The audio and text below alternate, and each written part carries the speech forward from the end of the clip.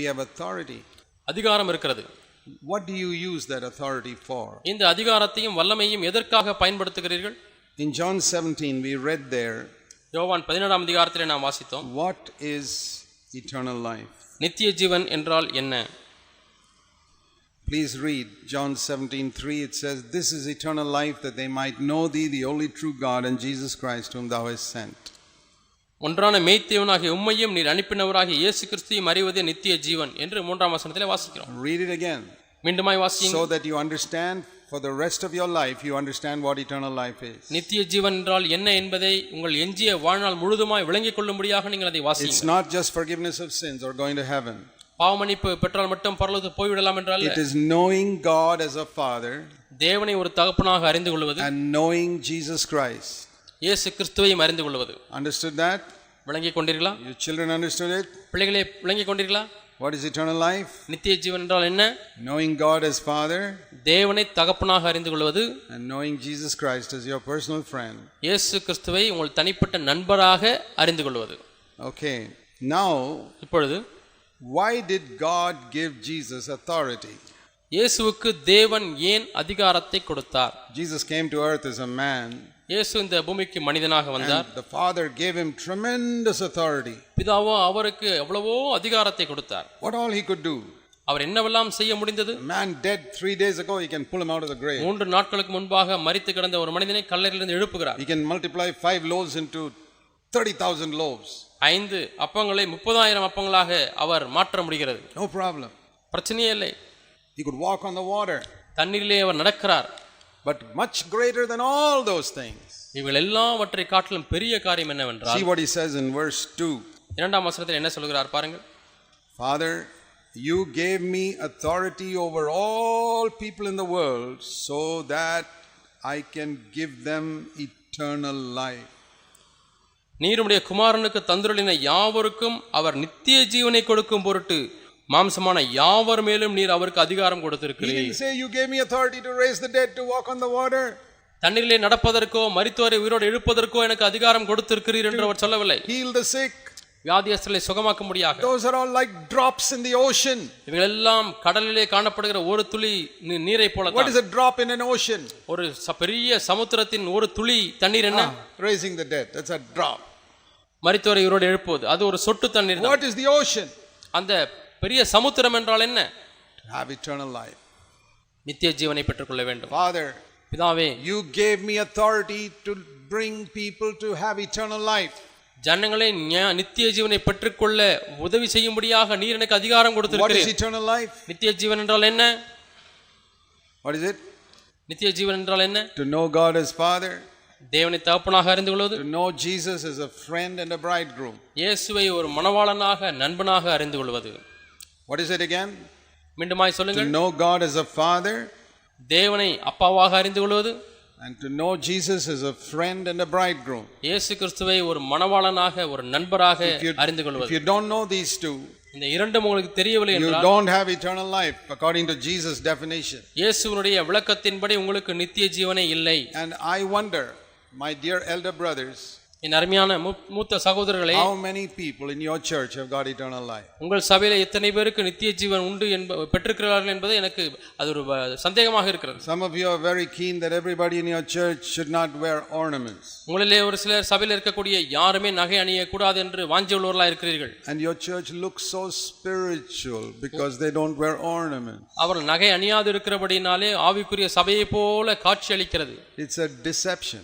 அதுவும் ஒரு வஞ்சனை தான். God did not give Jesus authority to get people to remove their ornaments.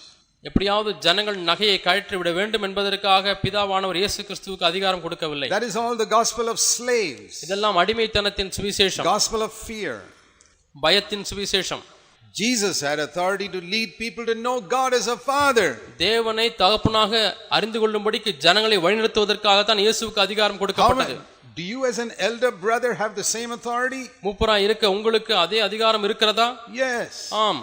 To lead people to eternal life. ஜனங்களை நித்திய ஜீவனுக்குள்ளாக நடத்தும்படிக்கு அதிகாரம். You are a good elder brother if you have preached in such a way that people in your church know God as a father. உங்கள் சபையில இருக்கிற ஜனங்கள் பிதாவை தேவனை தகப்பனாக அறிந்து கொள்ளும்படிக்கு நீங்கள் பிரசங்கித்திருப்பீர்கள் என்று சொன்னால் நீங்கள் ஒரு நல்ல மூப்பர். Know Jesus as friend and bridegroom. ஒரு சிநேகிதனாக மணவாளனாக இயேசு கிறிஸ்துவை அறிந்து கொள்ளும்படிக்கு பிரசங்கித்திருக்கிறீர்கள் என்று சொன்னால், because of that they may do 100 things, but they do it out of love for God. இது நிமித்தமாக தேவன் மேல் உள்ள அன்பின் நிமித்தமாக அவர்கள் நூற்றுக்கணக்கான காரியங்களை அவர்கள் செய்கிறார்கள்.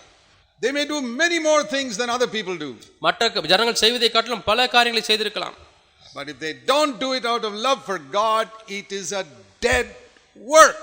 ஆனால் தேவன் மீது உள்ள அன்பின் அடிப்படையிலே அதை செய்யாத பட்சத்திலே அது ஒரு செத்த கிரியை. That tithing is a dead work. தசமபாகம் கொடுப்பது செத்த கிரியை. Taking off their ornaments is a dead work. நகை கழற்றுவது என்பதும் செத்த கிரியை. Their coming to the meetings is a dead work. கூட்டத்திற்கு வருவதும் செத்த கிரியை. Their Bible reading is a dead work. வேத வாசிப்பும் செத்த கிரியை. Their prayer meetings is a dead work. அவருடைய சபை கூட்டங்களும் செத்த கிரியை. If you frighten people to come to the prayer meeting, சபையிலே ஜெப கூட்டத்துக்கு வர வேண்டும் இல்லாவிட்டால் என்று சொல்லி நீங்கள் பயமுறுத்துவீர்கள் என்று சொன்னால், let me take the example of other churches again, then we'll come to our church. மீண்டுமாக வேறு சபைகளிலே உள்ள உதாரணங்களை எடுத்துக்கொள்கிறேன், அதற்கு பிறகு நம்முடைய சபைக்கு வருவோம். You know how many churches and many mission organizations send missionaries? அநேக சபைகளும் அநேக அருட்பணி இயக்கங்களும் எப்படி அருட்பணியாளர்களை அனுப்புகிறது என்று உங்களுக்கு தெரியுமா? So many people are perishing without the gospel in North India. அநேக ஜனங்கள் வட இந்தியாவிலே சுவிசேஷம் இல்லாமல் அழிந்து கொண்டிருக்கிறார்கள். What are you doing here sitting earning money like that? நீங்கள் ஏன் இங்கு உட்கார்ந்து பணத்தை சம்பாதித்துக் கொண்டிருக்கிறீர்கள்? Those people haven't even heard the gospel once and you're just sitting and listening so many times. அவர்கள் ஒரு முறை கூட சுவிசேஷத்தை கேட்கவில்லை, நீங்களோ உட்கார்ந்து கொண்டு பல முறை சுவிசேஷத்தை கேட்டுக் கொண்டிருக்கிறீர்கள். The people feel guilty. உடனே ஜனங்களுக்கு ஒரு Okay, how many young people will come forward to be missionaries now? இப்பொழுது அருட்பணியாளர்களாக முழு நேரமாய் செல்வதற்கு எத்தனை வாலிபர்கள் முன்னே எழும்பி வருகிறீர்கள்? All these people are afraid. எல்லாருக்கும் பயம் வந்து விட்டது. Some of them come forward. அதிலே ஒரு சிலர் முன்னே வருகிறார்கள். After 20 years you see 99% of them never went as missionaries, but they come forward in that meeting. நீங்கள் எத்தனை ஆண்டுகள் கழித்து பார்த்தால் அதிலே உள்ள அநேகர் ஊழியத்துக்கு வருவதில்லை, அநேகர் அப்படியே தான் இருக்கிறார்கள். It's a fear. ஒரு பயம். It's making people feel guilty. எப்படியாவது மக்களுக்குள்ளே ஒரு குற்ற உணர்வை உண்டாக்குவது. To make a person do something out of feeling guilty, that is a gospel of fear. ஒரு குற்ற உணர்வை முதலாவது உண்டாக்கிவிட்டு அதன் அடிப்படையிலே ஒரு காரியத்தை செய்ய வைப்பீர்கள் என்று சொன்னால் இதுதான் பயத்தின் அல்லது அடிமைத்தனத்தின் சுவிசேஷம். Don't you feel guilty when you hear somebody in North India, some village has not heard the gospel once, you have heard it 100 times, what are you doing? இந்த கிராமத்திலே நீங்கள் 100 முறைக்கு மேலாக சுவிசேஷத்தை கேட்டுக்கொண்டிருக்கிறீர்கள், வட இந்தியாவிலே ஒரு கிராமத்திலே ஒரு முறை கூட சுவிசேஷத்தை ஜனங்கள் கேட்கவில்லை, இங்கே என்ன செய்து கொண்டிருக்கிறீர்கள்? Are you interested in souls or just earning money for yourself? உங்களுக்கு பணம் சம்பாதிப்பதிலே விருப்பமா அல்லது ஆத்துமாக்களை ஆதாயம் பண்ணுவதிலே விருப்பமா? Come forward, dedicate yourself. இப்பொழுது முன்னே வந்து உங்களை அர்ப்பணியுங்கள். And some poor simple people, சில பாவமான they go forward. ஜனங்கள் முன்னுக்கு எழுந்து செல்கிறார்கள். They go as missionaries also, some of them. அதிலே ஒரு சிலர் மிஷனரியாகவும் சென்று விடுகிறார்கள். I don't know what fruit they'll produce there. அங்கே அவர்கள் என்ன விதமான கனிகளை உண்டாக்குவார்கள் என்று எனக்கு தெரியவில்லை. God never called them. தேவன் அவர்களை அழைக்கவே இல்லை. Out of guilt they went. குற்ற உணர்வின் அடிப்படையிலே அவர்கள் சென்றார்கள். Or there's a tsunami here, so many people are suffering because their parents have died. இங்கே சுனாமி மூலமாக எவ்வளவு அழிவு ஏற்பட்டிருக்கிறது, அநேகர் தகப்பன் தாய் இல்லாமல் அங்கே பாடுபட்டு கொண்டிருக்கிறார்கள். Come on, you got to do something for them, don't just sit there in your house. உங்கள் வீட்டில் உட்கார்ந்து கொண்டிருக்க வேண்டாம், இந்த சுனாமியினாலே அழிவை சந்தித்த இந்த இடங்களுக்கு வந்து ஊழியம் செய்யுங்கள். No, it's good to help people who are affected by tsunami, but not by producing guilt in people like this. சுனாமியினாலே பாதிக்கப்பட்டவர்களுக்கு உதவி செய்வது நல்ல காரியம் தான், ஆனால் ஒரு குற்ற உணர்வை உண்டாக்கி அதன் அடிப்படையில் அவர்கள் செய்யக்கூடாது. You examine your own preaching.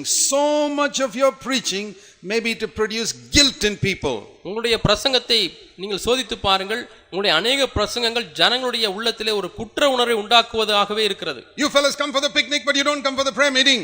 நீங்கள் பிக்னிக் போகிறீர்கள், சுற்றுலா செல்கிறீர்கள், ஆனால் உபவாச கூட்டத்துக்கு வருவதில்லை. So next prayer meeting more people will come. அடுத்த ஜெப கூட்டத்திலே பார்த்தால் அநேகர் வந்து விட்டார்கள். You feel I gave anointed message. நான் ஒரு அபிஷேகம் பண்ணப்பட்ட செய்தியை கொடுத்து விட்டேன், அநேகர் வந்து விட்டார்கள் என்று உணர்கிறீர்கள். It was not anointed message, it was a gospel of law. இது அபிஷேகம் பண்ணப்பட்ட ஒரு செய்தி அல்ல, அது நியாயப்பிரமாணத்தின் சுவிசேஷமாக இருக்கிறது. It's a gospel of psychology, make people feel guilty and make them come to prayer meetings, make them do so many things. முதலாவது குற்ற உணர்வை உண்டாக்கி அதன் அடிப்படையில் ஏதோ ஒன்றை செய்ய வைக்கும்படியான மனோரீதியான ஒரு சுவிசேஷம். Can you show me one place in the Bible where Jesus preached like that even once? ஒரு முறையாவது இயேசு பிரசங்கித்திருக்கிறார் என்று சொல்லி இந்த வேதாகமத்தில் எங்கேயாவது நீங்கள் காண்பிக்க முடியுமா? Your preaching is not like the preaching of Jesus Christ. உங்களுடைய பிரசங்கமானது இயேசுவுடைய பிரசங்கத்தை போல அல்ல. I have done it myself when I was stupid young man. நான் ஒரு புத்தியீனமான வாலிபனா இருக்கும்போது இப்படிப்பட்ட காரியங்களை செய்திருக்கிறேன். You know why? ஏன் தெரியுமா? Because I did not have a spiritual father to tell me that was wrong type of preaching. இது தவறான பிரசங்கிக்கிற விதம் என்று சொல்லுவதற்கு ஒரு ஆவிக்குரிய தகப்பன் எனக்கு இல்லை. I wish I had a spiritual father who got a hold of me when I was 35 years old and told me you should not preach like that. 35 வயதா இருக்கும்போது எனக்கு ஒரு ஆவிக்குரிய தகப்பன் வந்து இப்படி நீ பிரசங்கித்திருக்க கூடாது என்று சொல்லியிருந்தால் எவ்வளவு நலமா இருக்கும் என்று நான் விரும்புகிறேன். Unfortunately I didn't have a spiritual father. I had to learn by making mistakes for 10-15 years. ஆனால் 10-15 ஆண்டுகளாக நான் தவறு செய்து நல்ல காரியங்களை கற்றுக்கொள்ள வேண்டியதா இருந்தது. அப்படிப்பட்ட துர்பாக்கிய நிலைக்கு நான் தள்ளப்பட்டேன். You don't have to make that mistake. You are hearing something. You got people to care for you. நீங்கள் அதே தவறை மீண்டுமாய் செய்ய தேவையில்லை. உங்களுக்காக கரிசனைப்படக்கூடிய நல்ல சகோதரர்கள் உங்களுக்கு இருக்கிறார்கள். Don't preach a gospel of fear that brings condemnation. ஒரு ஆக்கணை தீர்ப்பை கொண்டு வரக்கூடிய குற்ற உணர்வை கொண்டு வரக்கூடிய அடிமையின் சுவிசேஷத்தை பிரசங்கிக்க வேண்டாம். You can produce some type of results but they'll all be dead works. ஏதோ ஒரு விதமான பலன்களை அதனாலே பெற முடியும், ஆனாலும் அவைகள் எல்லாம் செத்த கிரியைகளாய் தான் இருக்கும். I told you you can get more people to a prayer meeting. நீங்கள் எப்படி ஜெப கூட்டத்திற்கு அதிகமான மக்களை வரவழைக்க முடியும் என்று உங்களுக்கு உதாரணமாய் சொன்னேன். Make them feel guilty. நீங்கள் அவர்களை குற்ற உணர்வுடைய செய்து that you come for the picnic but you don't come for the prayer meeting. Why is that? நீங்கள் சுற்றுலா செல்கிறீர்கள், வேடிக்கை பார்க்க செல்கிறீர்கள், ஏன் ஜெப கூட்டத்துக்கு வருவதில்லை? You all come for the conference, you don't come for the prayer meeting. கான்ஃபரன்ஸ்க்கு வருகிறீர்கள், ஆனால் ஜெப கூட்டத்துக்கு ஏன் வருவதில்லை? And they feel guilty and they come. அவர் குற்ற உணர்வடைந்து பிறகு வருகிறார்கள். Do you think God is going to listen to the prayers of those people who come to that prayer meeting like that? அப்படி குற்ற உணர்வடைந்து ஜெப கூட்டத்துக்கு வருகிற மக்களுடைய ஜெபங்கள் எல்லாம் தேவன் கேட்பார் என்று எண்ணுகிறீர்களா? I'll tell you. நான் உங்களுக்கு சொல்லுகிறேன். This is how I would do it. இப்படி தான் நான் செய்வேன். We're going to have a prayer meeting. நமக்கு ஒரு ஜெப கூட்டம் உண்டு. On Wednesday. புதன்கிழமை. Those who have a burden, please come. பாரமுள்ள யாரா இருந்தாலும் நீங்கள் தயவு செய்து வாருங்கள். In a church of 100 people, maybe only 5 people will come. 100 பேர் கொண்ட சபையிலே அந்த ஜெப கூட்டத்துக்கு 5 பேர் தான் வருகிறார்கள். That prayer meeting will be more powerful than if you produce guilt and get 70 people in that prayer meeting. நீங்கள் குற்ற உணர்வை அடைய செய்து 70 பேர் வந்து ஜெபிக்கக்கூடிய ஜெப கூட்டத்தை காட்டிலும் அந்த 5 பேர் இருந்து ஜெபிக்கக்கூடிய ஜெப கூட்டம் தான் மேன்மையானதா இருக்கும். God does not want people to do things out of fear. பயத்தின் அடிப்படையிலே ஜனங்கள் ஏதாவது ஒன்றை செய்ய வேண்டும் என்று தேவன் விரும்புகிறதில்லை. ஏன்? Because that is bringing people back under the law which was abolished. ஏற்கனவே நிராகரிக்கப்பட்டதான அந்த ஒரு பிரமாணத்துக்குள்ளாக மீண்டுமாய் ஜனங்களை இழுத்து செல்கிறது. See, there was a time when there was that type of preaching. God permitted it in the Old Testament. பழைய ஏற்பாட்டு நாட்களிலே இப்படிப்பட்ட பிரசங்கத்தை செய்வதற்கு தேவன் அனுமதித்திருந்தார். அதற்கென்று ஒரு காலம் இருந்தது. I will show you. நான் உங்களுக்கு சொல்லுகிறேன், காண்பிக்கிறேன். உபாகமம் 28ஆம் அதிகாரம். Deuteronomy 28. உபாகமம் 28ஆம் அதிகாரம்.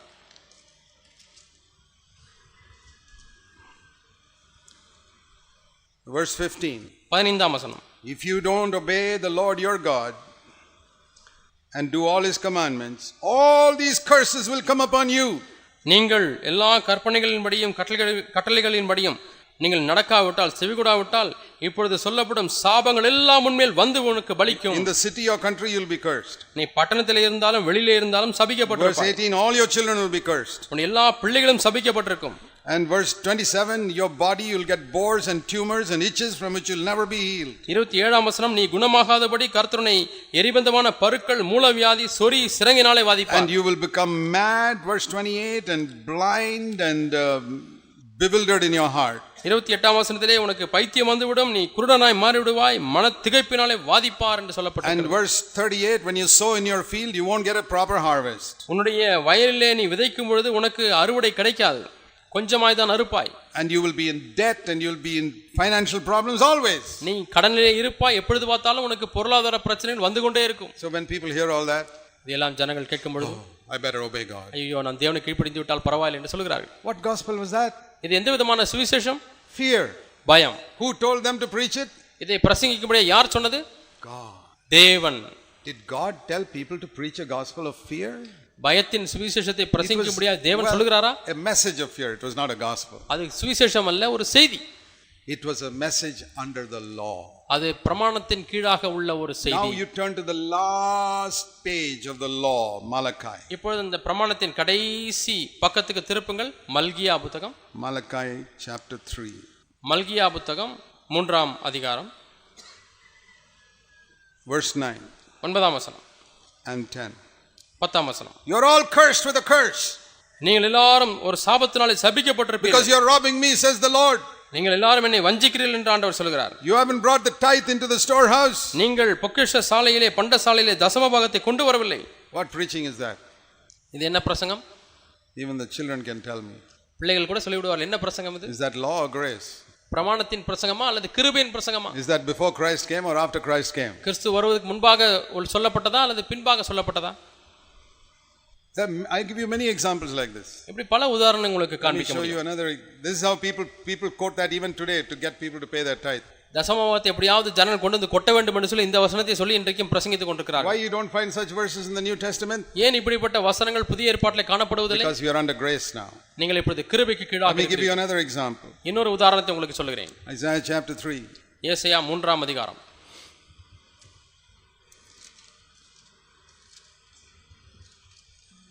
Lord told Isaiah to preach like this. இப்படி பிரசங்கிக்க வேண்டும் என்று ஏசாயாவுக்கு தேவன் சொன்னார். Verse 16. 16ஆம் வசனம். Tell the daughters of Zion they are proud. Zion குமாரத்திகள் அகந்தியா இருக்கிறார்கள் என்று சொல்லு. They are going around with all their verse 18 their anklets and their headbands and their ornaments. 18ஆம் வசனத்திலே பார்க்கிறோம், அவர்கள் ஆபரணங்களையும் சிலம்புகளையும் சுட்டிகளையும் பிரேசித்தங்களையும் earrings and their bracelets and their veils. அவர்கள் தங்களுடைய மோதிரங்களையும் மூக்குத்திகளையும் 21 finger rings and nose rings. தாயத்துகளையும் மோதிரங்களையும் மூக்குத்திகளையும் போட்டுக் கொண்டு போகிறார்கள். And you know what I'm going to do? நான் என்ன செய்ய போறேன் தெரியுமா? I'm going to verse 24. You're going to have putrefaction instead of perfume and a rope and instead of a belt, and your hair will be pulled out and you'll be punished. அப்பொழுது சுகந்தத்துக்கு பதிலாக துர்க்கந்தமும், கச்சைக்கு பதிலாக கயிறும், மயிர் சுருளுக்கு பதிலாக மொட்டையும், ஆடம்பரமான வஸ்திரங்களுக்கு பதிலாக ரட்டு கச்சும், அழகுக்கு பதிலாக கருகி போகுதலும் இருக்கும். They said, okay Lord, we'll take off all our ornaments. சரி ஆண்டவரே, நாங்கள் நகையெல்லாம் கழற்றி விடுகிறோம் என்று சொல்கிறார்கள். Is that Old Testament or New Testament? இது பழைய ஏற்பாட்டு உபதேசமா அல்லது புதிய ஏற்பாட்டு செய்தியா? It could be anything that you preach. இது மட்டுமல்ல, நீங்கள் எந்த காரியத்தை வேண்டுமானாலும் பிரசங்கிக்கிற ஒரு காரியமா இருக்கலாம். Out of fear, பயத்தின் அடிப்படையிலே, guilt, குற்ற உணர்வின் அடிப்படையிலே. You're a good preacher, but you're a preacher of the law. நீங்கள் நல்ல ஒரு பிரசங்கியார் தான், ஆனால் நீங்கள் நியாயப்பிரமாணத்தின் பிரசங்கியா இருக்கிறீர்கள். You need to preach grace. நீங்கள் கிருபையை பிரசங்கிக்க வேண்டியிருக்கிறது. There is no fear in love. அன்பிலே பயம் இல்லை. Jesus said, இயேசு சொன்னார் in John chapter 14. யோவான் 14ஆம் அதிகாரம். John chapter 14 and verse 50. யோவான் 14ஆம் அதிகாரம் 15ஆம் வசனம். What is that? அது என்ன? If you love me, keep my commandments.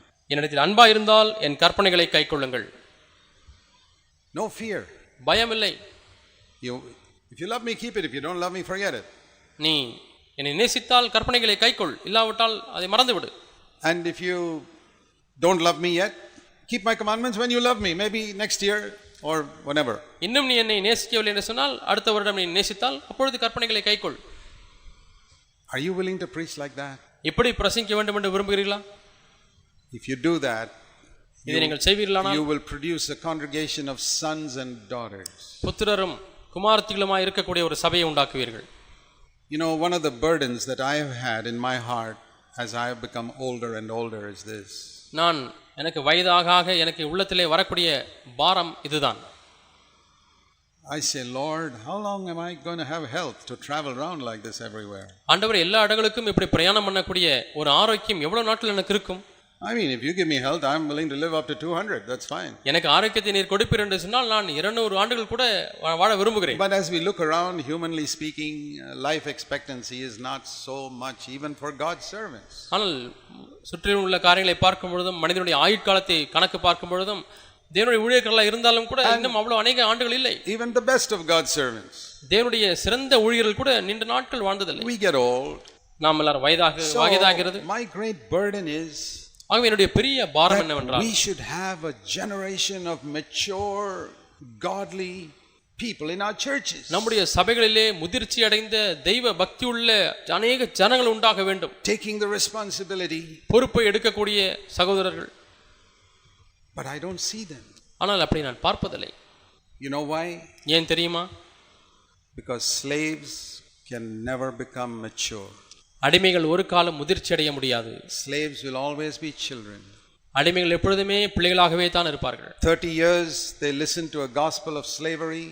There'll be children for 30 years in your church. 30 ஆண்டுகள் அடிமைத்தனத்தின் சுவிசேஷத்தை கேட்டு 30 ஆண்டுகளும் அவர்கள் அடிமைகளாகவே இருப்பார்கள். That is the reason. That's what the Lord has shown me. இதைத்தான் தேவன் எனக்கு காண்பித்திருக்கிறார். இதுதான் காரணம். Too much of the preaching of the gospel of fear in the churches. சபைகளிலே அதிகமாக பிரசங்கங்கள் பயத்தின் சுவிசேஷங்களாய் தான் இருக்கிறது. Not enough of the preaching of the gospel of love. அன்பின் சுவிசேஷமானது போதுமான அளவு பிரசங்கிக்கப்படுவதில்லை. It's too much of preaching of the law. அநேகமான பிரசங்கங்கள் நியாயப்பிரமாணத்தின் அடிப்படையிலே இருக்கிறது. It's because the leaders themselves don't understand grace. அந்த தலைவர்களே கிருபை என்றால் என்ன என்பதை விளங்கிக் கொள்ளவில்லை. Brothers and sisters, சகோதர சகோதரிகளே, I'm not trying to make you feel guilty. நீங்கள் குற்ற உணர்வுடைய வேண்டும் என்று நான் விரும்பவில்லை. I hope you can hear the voice of the Lord saying, "My son, come up higher." என் மகனே, மேலே எழும்பி வா, உயர வா என்று அழைக்கக்கூடிய சத்தத்தை நீங்கள் கேட்பீர்கள் என்று நான் நம்புகிறேன். Don't live at that low level of fear which was in Old Testament time. பழைய ஏற்பாட்டு காலங்களில் இருந்ததான பயத்தின் அடிப்படையிலேயே நீங்கள் வாழ வேண்டாம். Why did God allow them to preach that message of fear in those days? அந்த நாட்களிலே பயத்தின் செய்தி ஏன் தேவன் பிரசங்கிக்கும்படியாக அனுமதித்தார்? Because they were babies, children. ஏனென்றால் அவர்கள் எல்லாரும் குழந்தைகளாக இருந்தார்கள், பிள்ளைகளாக இருந்தார்கள். Why do you tell your 5-year-old, if you don't obey me I'll beat you? 5 வயது பையனை பார்த்து ஏய் கீழ்ப்படியாவிட்டால் அடிப்பேன் என்று ஏன் சொல்லுகிறீர்கள்? Because he has not come under grace yet. இன்னுமாய் கிருபைக்கு கீழாக அவன் வரவில்லை. Do you want them to be always like that? எப்பொழுதுமே அப்படி இருக்க வேண்டும் என்று விரும்புகிறீர்களா? You tell me, when do you want your children to start obeying you out of love? உங்களுடைய பிள்ளைகள் அன்பின் அடிப்படையிலே எப்பொழுது கீழ்ப்படிய வேண்டும் என்று விரும்புகிறீர்கள்? You fathers and mothers tell me. தகப்பன் தாயா இருக்கிற நீங்கள் சொல்லுங்க. At what age do you want your children to start obeying you out of love? எத்தனை வயதிலே உங்கள் பிள்ளைகள் அன்பின் அடிப்படையிலே கீழ்ப்படிய முடியாது விரும்புகிறீர்கள்? 25? 25 வயது ஆகட்டுமா? 30? 30 வயது ஆகட்டுமா? I'll tell you myself. நான் என்னுடைய காரியத்தை சொல்கிறேன். I wish they would do it when they are 3. 3 வயதா இருக்கும் பொழுதே அவர்கள் செய்ய வேண்டும் என்று நான் விரும்புகிறேன். Why should we wait for people in our churches to grow so many years before they become mature? நம்முடைய சபைகளிலே முதிர்ச்சி அடைவதற்கு ஏன் எவ்வளவு ஆண்டுகள் காத்திருக்க வேண்டும்? Have they been in the church 3 years? 3 வருஷங்கள் சபையில் இருந்து விட்டார்களா? Let them be mature now. அவர்கள் இப்பொழுது முதிர்ச்சி அடைந்தவர்களாய் மாறட்டும். Let's pray. நாம் ஜெபிப்போம். Heavenly Father, பரலோக பிதாவே, open our eyes உங்களுடைய கண்களை திறந்தருளும். to see your great love for us. நீர் எங்களுக்கென்று வைத்திருக்கிற மகா அன்பை காணும்படியாய் திறந்தருளும். Jesus name. இயேசுவின் நாமத்தில் பிதாவே.